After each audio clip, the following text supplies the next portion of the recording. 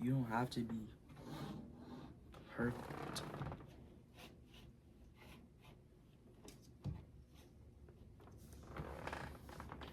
You don't have to be perfect. You don't have to be the most perfect person, Joseph. Just trust God, trust the process. Bro, you're going to be great. You're going to have your dreams, your goals, your desires, or whatever. You don't have to fear. You don't have to doubt. Let's just open our Bible and let's read. I cry unto the Lord with my voice unto the Lord did I make my supplication. I poured out my complaint before him. I should before him my trouble. When my spirit was overwhelmed within me, then thou knewest my path and the way wherein I have walked. They privately laid a snare for me. I looked on my right hand, and behold, but there was no man that would know me. Refuge failed me, no man cared for my soul. I cried unto thee, O Lord. I said, Thou art my refuge and my portion in the land of the living. Attend unto my cry, for I am brought very low. Deliver me from my persecutors, for they are stronger than I. Bring my soul out of prison, that I may praise thy name. The righteous shall clasp me about, for thou shalt deal bountifully with me. This is Psalm chapter 144. This is Psalm chapter 144. This is Psalm chapter 142, verse 4. And I looked on my right hand, and behold, but there was no man that would know me. Refuge failed me, no man cared for my soul. And when I read that, it just resonated with me so deep. I remember a time my sophomore year, I was running, and I had a hamstring injury, and it kept coming back. And at the time, I didn't know it was actually my glute. I had a glute imbalance. So one of my glutes wasn't firing, so my hamstring was taking all the load. And I remember when I was running, it actually cramped up. And I got second at my heat, but I don't remember what I got in the results. And when I was running track, I would put these high expectations on myself. And when I didn't reach them, it would just like make me feel sad in the inside. And anytime anyone would like congratulate me, even my mom, family, brother, or whatever, coaches, I would just be like, yeah. But I really wouldn't express my emotions how I wanted to. And it just made me thought back how I had ran that race, and then after the race I actually walked and I went to go sit down, and I was just sitting by myself and I was just reading my word. No one came to check on me or anything, and it was like that a long time. You know, I was quiet, shy. I didn't really express a lot of emotion, and you know, no one really come check up on me for real. I guess it was because I would just like, yes sir, yes ma'am, that yeah, I'm okay. I would say I was okay even when I wasn't. And I guess as a man or boy, whatever, males, they don't express emotion as much. And I'm kind of that way. But I'm trying to come out of that. And I don't really want to say I don't express emotion that much. And it is true. But Proverbs chapter 18, verse 21 says, Death and life are in the power of the tongue, and they that love it shall eat the fruit thereof. And something I've been working on is not taking everything so serious. And my goal ultimately in this life, what is my goal? Is it to reach millions of people? To reach millions of people for God's fame and success, or is it for my fame and success? God has given me the knowledge, the wisdom. I have it. So, but I feel like it's more so me wanting to succeed.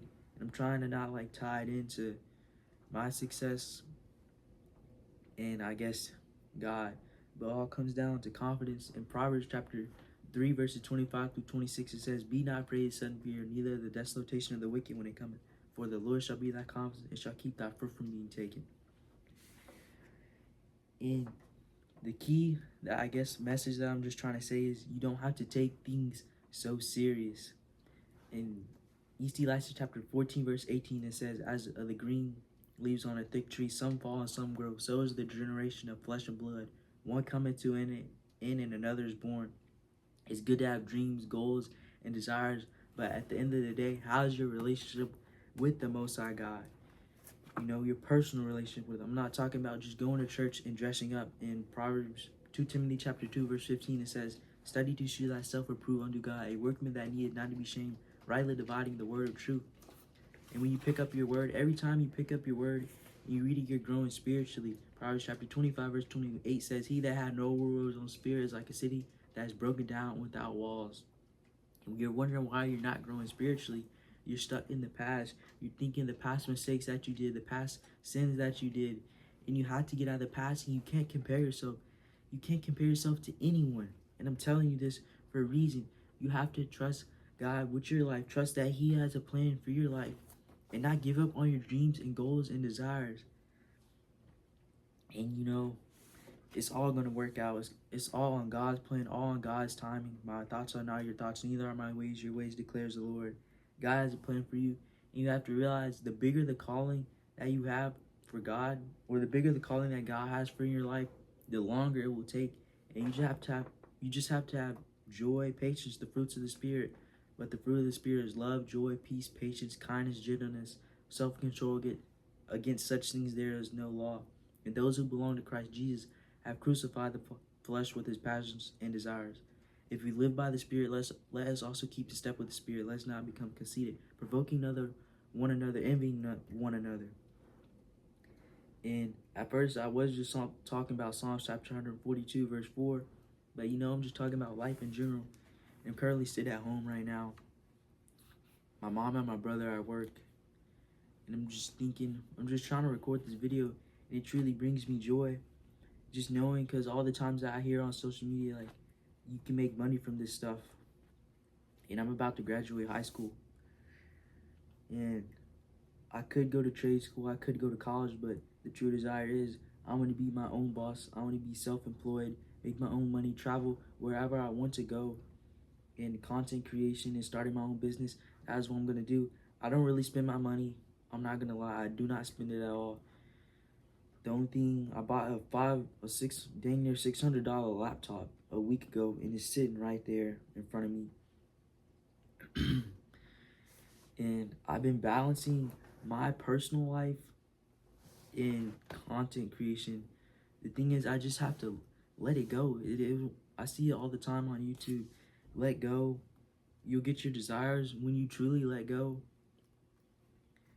And I kind of had built up, I don't want to say pride, I guess, in my heart.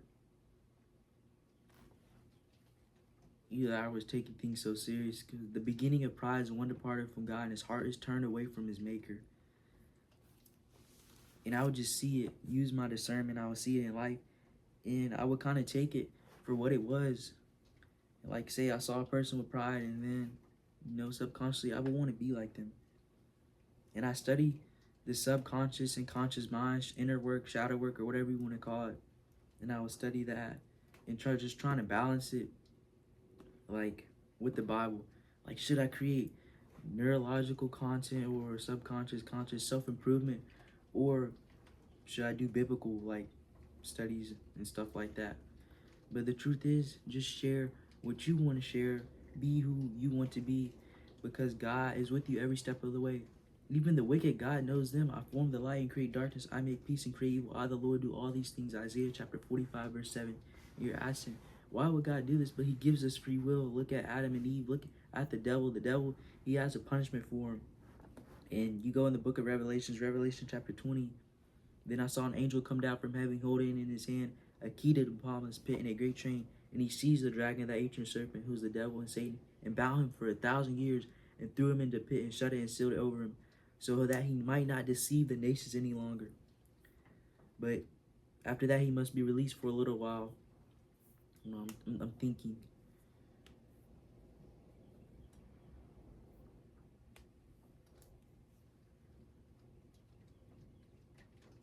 After that, he must be released for a little while. Okay, that's Revelation chapter 20, verses 1 to 3. And sometimes I just ask, like, why would God do that? Like, why would he let the devil roam around? And I was actually watching someone that I follow on or subscribe to on YouTube, Kate Taylor, and she was talking about, like, free will and stuff.